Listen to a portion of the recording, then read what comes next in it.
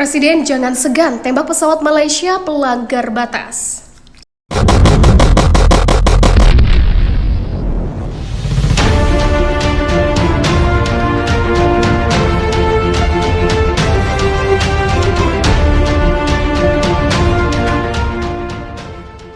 Anggota Komisi 1 DPR El Nino M. Hussein Mohi minta agar Presiden Joko Widodo berikan perintah tembak pesawat Malaysia yang melintas di Indonesia secara ilegal.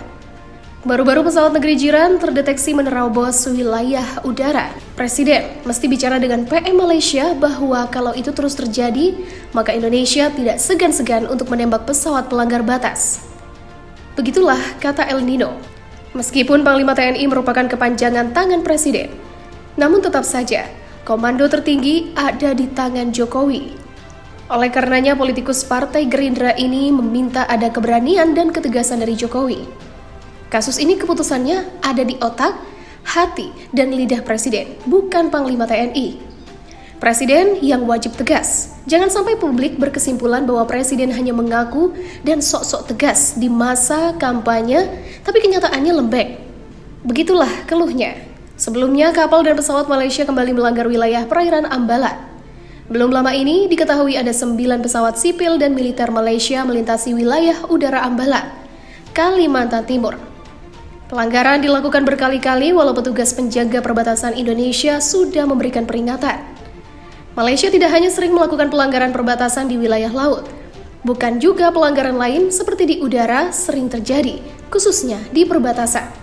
Sebuah helikopter milik negeri jiran itu dilaporkan terbang tanpa izin dan melintasi wilayah Indonesia pada minggu lalu. Helikopter itu bahkan mendarat di Kecamatan Sebatik, Kalimantan Utara. Helikopter jenis Bell 9M YMH itu mendarat di helipad milik Pos Komando Satuan Tugas Pengamanan Perbatasan 512 Dadahayuda yang menggantikan Satgas Pamtas 433 Julu Siri di Sebatik. Helikopter itu dilaporkan tampak berputar-putar 3 kali di atas wilayah Sebatik Tengah dan Sebatik Utara. Heli semula akan mendarat di sebuah pematang sawah di wilayah Sebatik, Malaysia. Namun helipad yang disiapkan tidak bisa digunakan karena hujan deras pada malam sebelum helikopter mendarat. Pemerintah Indonesia telah memastikan kebenaran informasi pelanggaran batas itu, tetapi belum ada data terperinci tentangnya, kecuali informasi yang dipublikasikan sejumlah media massa. Kementerian Luar Negeri berencana meminta konfirmasi Duta Besar Malaysia di Indonesia pada Selasa lalu. Kementerian Luar Negeri mengaku belum menerima notifikasi dari TNI mengenai aksi pendaratan helikopter tersebut.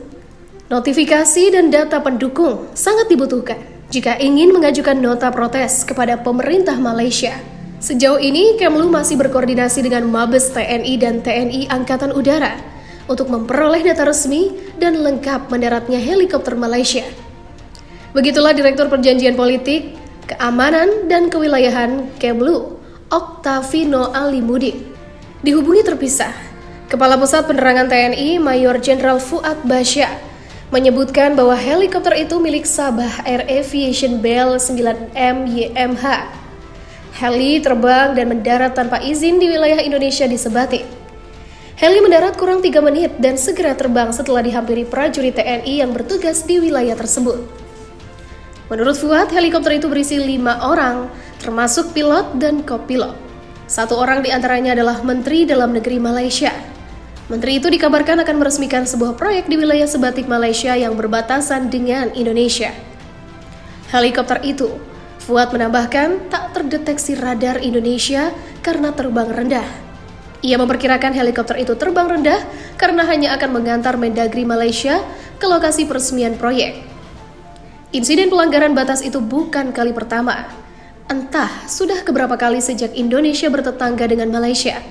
Pangkalan Udara TNI di Tarakan, Kalimantan Utara saja mencatat sedikitnya 9 pesawat sipil dan militer Malaysia tertangkap radar menerobos wilayah Indonesia di Ambalat hanya dalam waktu 5 bulan. Menurut Komandan Lanut Tarakan, Letnan Kolonel Tiopan Hutapea, modus pelanggaran batas itu beragam. Ada yang sengaja melintas dengan alasan patroli, dan ada juga yang melenceng dari jalur seharusnya, kemudian dibelokkan ke Ambalat. TNI Angkatan Udara selalu menghalau pesawat-pesawat asing yang masuk tanpa izin ke wilayah Indonesia. Biasanya, segera dikerahkan pesawat tempur Sukhoi atau F-16. Namun biasanya juga, sehari tak dipatroli dengan pesawat tempur, pesawat asing milik negara tetangga kembali mengudara di Ambalat. Kurangnya pesawat intai ditarakan menjadi salah satu hal yang membuat TNI tidak bisa bertindak cepat saat negara tetangga sudah mulai memasuki kawasan terlarang. Masalah lain adalah keterbatasan pesawat tempur TNI yang bisa secepatnya dikerahkan untuk menindak pelanggaran-pelanggaran seperti itu. Pesawat tempur TNI di Lanut Iswahyu di Madiun dan Lanut Sultan Hasanuddin Makassar. Jarak masing-masing lanut rata-rata cukup jauh dengan kawasan yang sering terjadi pelanggaran batas. Misalnya di Ambalat dan Sebatik. Anggota Komisi 1 DPR El Nino M. Hussein Mohi minta agar Presiden Joko Widodo berikan perintah tembak pesawat Malaysia yang melintas di Indonesia secara ilegal. Baru-baru pesawat negeri jiran terdeteksi menerobos wilayah udara. Presiden mesti bicara dengan PM Malaysia bahwa kalau itu terus terjadi, maka Indonesia tidak segan-segan untuk menembak pesawat pelanggar batas. Begitulah kata El Nino. Meskipun Panglima TNI merupakan kepanjangan tangan Presiden, namun tetap saja komando tertinggi ada di tangan Jokowi.